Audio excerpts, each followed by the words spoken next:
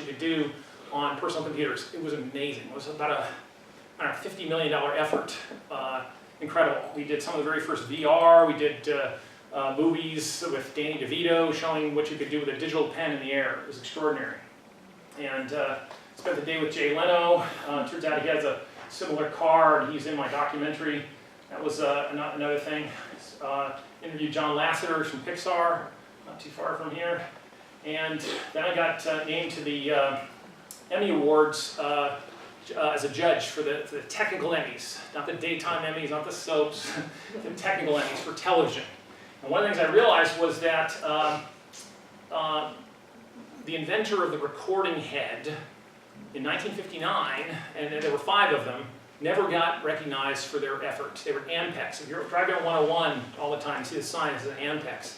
They were the original headquarters of inventing the recording head at the time. Bing Crosby had invested in it.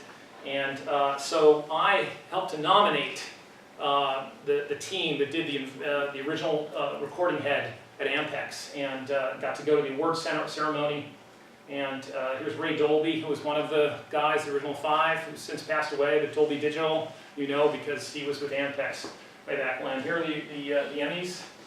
And if you notice right here, who's giving the award, and this is about 10 years ago, Mark Cuban. Flew in on his jet for the first time. He bought it over the internet, you know, which is what you want to do when you buy a 747 or whatever it is. So fascinating. It was in Princeton, New Jersey. And just to go full circle, I got to be the guest curator at the Museum of Monterey. The museum came to me and said, would you please help us? We need to raise the awareness and get some more money. So I came up with this exhibit, all my favorite things, cars, collectibles, and cinema, because I'm a filmmaker. I love cars and I love collectibles. And so I came up with this thing, some historic films, some original cars. And then I like Back to the Future so much that I called up my friend who had one of the original cars from the movie. There were only 7, and it's the only one in private hands. It was in San Jose for 6 years. He fixed it up in his garage, brought it back to life, and the very second day it was out of his garage, he brought it to the museum, and we had an incredible exhibit, and we had a ton of people taking a picture in front of him, giving money to Michael J. Fox's Parkinson's Foundation, which was a fantastic thing, and I got to drive the car. So you can imagine being a film buff of the film, and then getting to drive to the DeLorean from Back to the Future. Come on. So anyway, I've been a host on Cupertino News. I did that for about a year, which was great fun. When Highway 85 opened up, we had breakfast on Highway 85 at 5 o'clock in the morning, you know, dedicating the highway. I then had a little film company doing movies and things, and I didn't think we were going to get through all this. So anyway, that's any questions?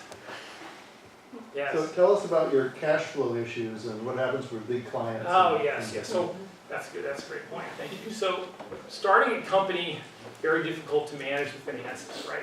You typically, with the software company, think educational, you start overextending yourself very quickly. You buy these discs at $8 a piece. You start copying them off. You start making manuals, interpreting, building inventory. And then we were really lucky because the state of California ordered the largest order of software ever, and it included us in that purchase order. It was incredible. So I get this huge, massive order. Now I got to go make the discs, more copies. My God, we've made it incredible. So we order tons and tons of them, manufacture them all off. The terms are net 90. 3 months to get paid.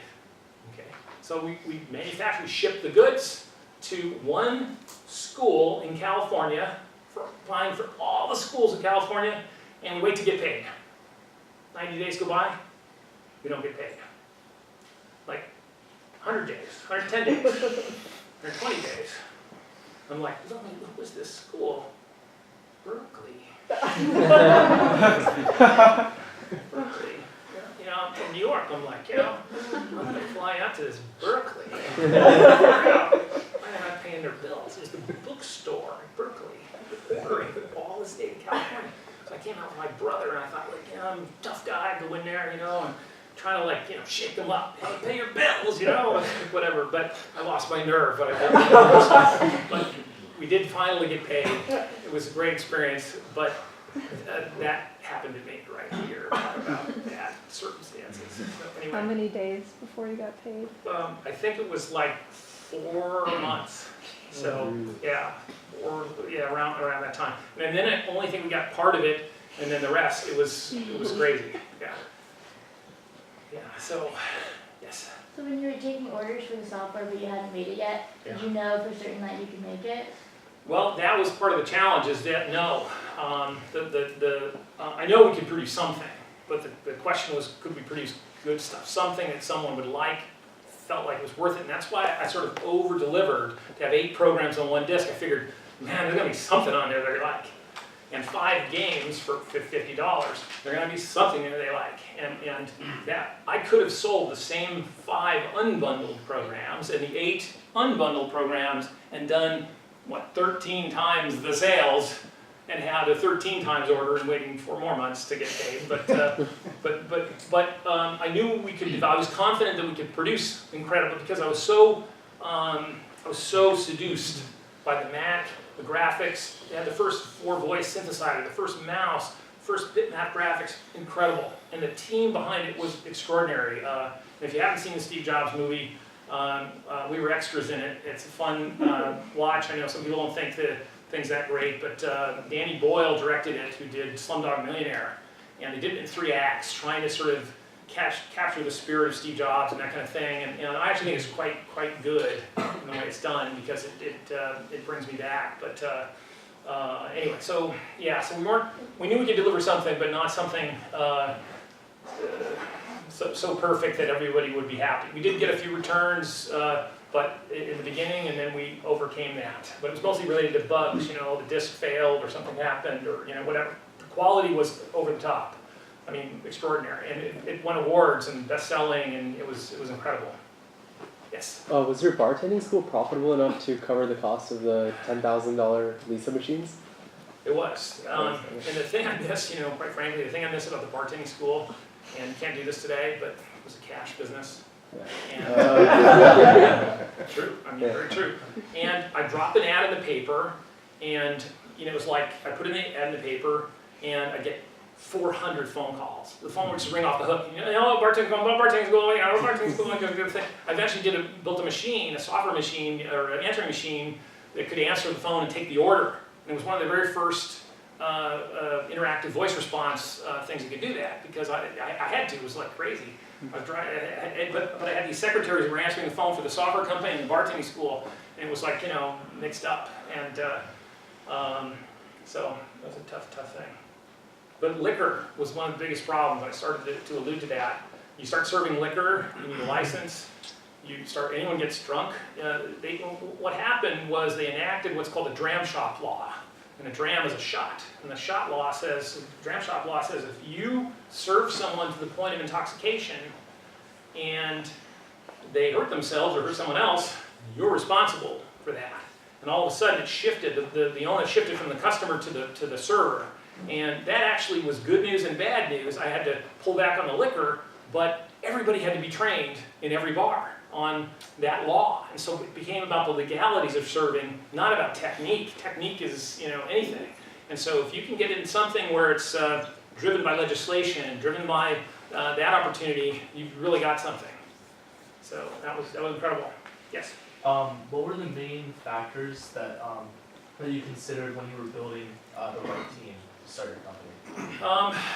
That's a great question. You want someone who complements you really well and can sort of, it has skills that you don't have, and at the same time, teams aren't forever. Teams break up. Expectations are one of the things that happened to us. I'm in a college town, upstate New York. Wonderful, great. You got everybody together. As soon as the season ends, everybody leaves. Summer, new opportunities and whatever, and all of a sudden you got a third of the people, and you're like, oh my goodness, what am I going to do? And then you realize, well, am I really setting up shop here for good? I felt trapped in upstate New York, like, oh no, I was driving all the way to the Syracuse airport, 2.5 hours to go fly. I'm like, this is ridiculous. And so I became a pilot, started to learn to fly. And it's like you're always solving problems, trying to do stuff that you overcome these challenges, which is what it's about. And so, and today, back then, very difficult to be networked. Today, it's incredible. You are 1 degree of separation from anyone. And I mean that. If you want to reach out to someone with the right appeal, being a Berkeley student, being an exceptional person here, you can get to anyone. Whether it's Mark Zuckerberg or, and of course, if he hears this on video and is upset that I'm saying this, but I'm saying it's that much of a connected world today. You have everything in your favor to start a profitable business. Except it's about balance. Don't let the business overtake you, and think about an exit. And I don't mean a financial exit. Businesses go on forever. Once you start them, the accounting and the nonsense, it goes on, and sometimes you go, man, I don't want to do this anymore. I want something else. So it's good to have something in mind to say, I want to sell it, or have someone else run it. And if you identify someone who's operational and they take it over, then you can be back to having peace of mind, because entrepreneurship is risk-taking beyond belief, and it will mess with you. And the best entrepreneurs are a little unstable. They haven't quite figured out what reality is because they've taken such leaps. Yes. How do you give your team incentives originally to work for you? Do you give them equity? Do you pay them? How do you do that? These days you have to. Back then, no one knew what equity was. They were happy to get paid. But you don't want to make promises you can't deliver on. You want to study companies that have been split up well. There are lots of papers on it, I'm sure, on startup stuff. I could send you something it's a great primer on that. But maybe I could pass it on to Mackenzie. You can pass it on, because that's very, very essential. Keeping people interested, and they all want to feel like they're founder people, and sometimes just the title means more than the equity, because the equity, if the company's never sold and it just dwindles out of business, what have you got? So everyone always thinks that companies are sold. Not all companies are sold. Most of them go out of business, and so and you don't always want to be the majority shareholder of a big pie which is worth nothing. So think about equitable splits, and also think about future rounds. The biggest question today is advisors, because the teams I look at, because I invest in startups, work with a lot of startups in the Valley, working on something right now. I brought something cool to show you. It's called the Microsoft HoloLens. I don't know if you've seen this. Holographic. Really amazing. It's absolutely stunning. But you want to find advisors that can add value to your team, and give you advice that matters, keep them interested, and so they deserve equity. Sometimes you want them to buy in so that they're really have a stake in it.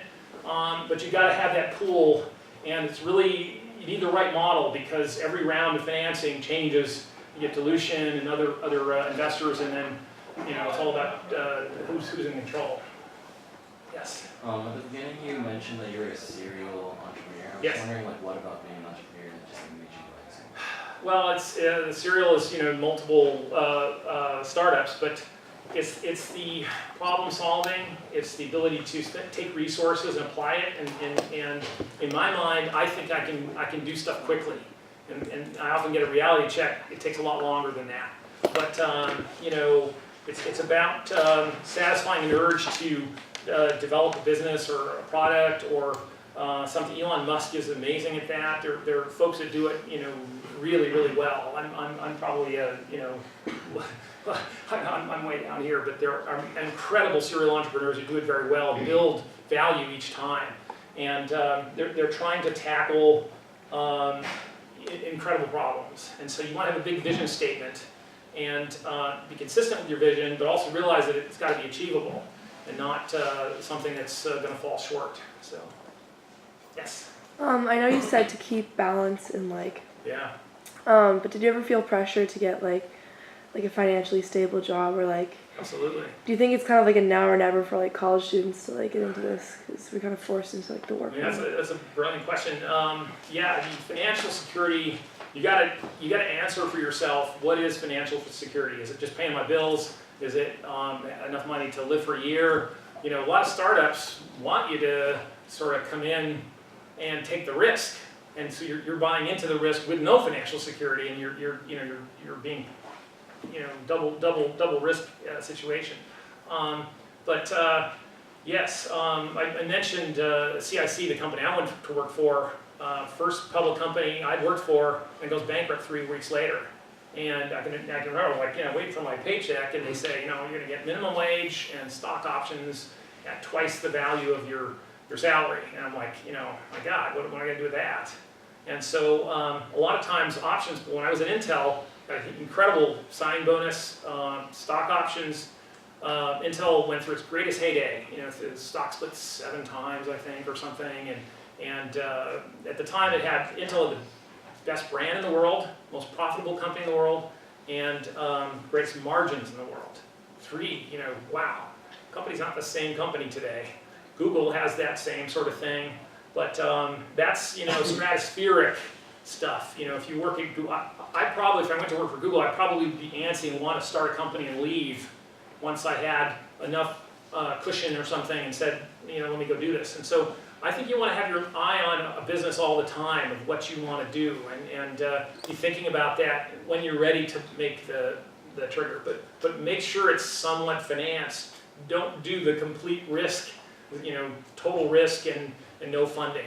And fundraising, it's an awful situation. You have to go ask for money, sit there. I watch Shark Tank and a lot. And what's funny about Shark Tank is that Mark Cuban came to Intel in the early days, and so did Kevin. In fact, one of my accounts was this company called SoftKey, which he ended up actually not too friendly, doing a not too friendly deal with 2 of the nicest educational software companies, Broderbund and the Learning Company. They're some of the best software in the world, and he smashed the company, just destroyed it. And that pissed me off, because educational software is about teaching. It's about learning, and it's the same thing. $20 for a copy to build that up to what it was, and then that deal. And then I wasn't too happy to hear what when he on the Shark Tank he talks about So anyway, yeah, you want to pay attention to Sal Khan, right? And guys who are doing amazing stuff with education. It's really that's the kind of stuff you want to emulate. So We have time for one more question. yes. I want to ask about your failures, because Yeah. Did I mention any? yeah, you mentioned one. Yeah. Kinda, but most successful entrepreneurs have countless failures, right? Yeah. I mean, I'd say one of the biggest failures was before the iPhone came out. We had a company doing movies on cell phones, looked just like an iPhone. I could swipe the movie, we could play full-length feature films. We went to the Sundance Film Festival, had a big thing. It was on flashcards. The software was on a flash card. You could basically load 100 films on there, plug it in your phone, it would load, play, amazing experience. Started to get a lot of attention for it, and then the iPhone hit. And I didn't think that securely you could download as many movies through the phone, and the network can handle it, and that people would be ready for it. And that was, so we were ahead of the market, but some assumptions weren't quite right for that. But you never know. Entertainment is the worst space to go into, because everyone's trying to reinvent how you enjoy your content, and it's very personal. And you have so many choices today with devices and things, with the internet, streaming, and Roku, and on and on and on. And so I wouldn't recommend going into the entertainment space. But I do like the education space for what it can do for folks now, and if you can find someone who's willing to pay for the education, it's a great space. But VR is, a hot area. I mean, I'm telling you, it's an extraordinary thing. If you haven't checked out the, Facebook Oculus, and it's incredible. I think there's 350 startups in VR in the Bay Area. There are 1,500 startups for cybersecurity. And I spent a week at FBI in Quantico going over the cybersecurity agenda at the White House and such. Absolutely unbelievable opportunities. If you're thinking about the security space, really think about it, because we don't have enough people to take a look at what's happening. Start a security company that's meaningful. So that would be my advice. Okay, I hope this was helpful. Thank you. Thank you so much. get back to your email, but we do have a class reader now and a filmer, so if I answered you back, can you please stay after for like a minute? Everyone else, thanks for volunteering. Next time I'll make sure that there's enough seats, but yeah, that's it. And see you guys next week. Your first homework assignment will be bring it to class for next week. The instructions are on the syllabus, but I'll remind you guys through email. So yeah, thank you. Thank you so much. That was great. Great to meet you. Thanks so much for the opportunity. Yeah, I really appreciate you coming.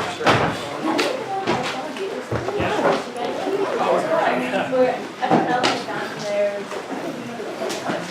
Someone said something.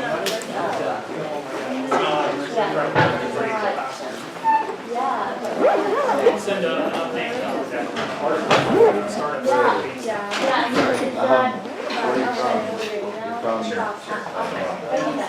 Mackenzie.